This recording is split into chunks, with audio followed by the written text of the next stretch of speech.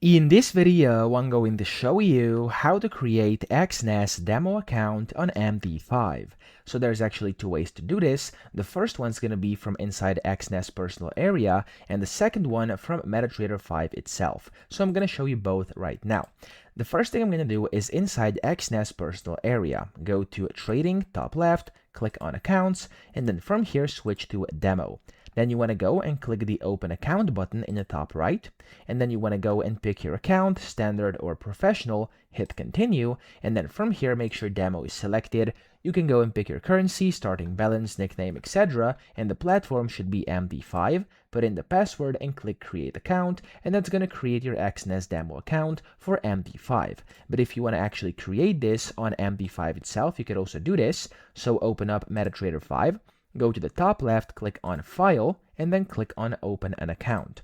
From here, go and type in Exness, and then click on Find Your Company. It's going to find a bunch of different ones. Usually, the one that you want to use is this one at the bottom, okay? So, Exness Technologies Ltd, and it only says Exness. So, click on that, and then click on Next.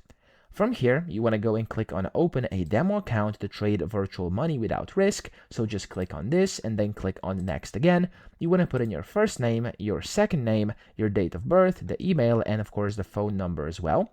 And then go ahead and pick the server.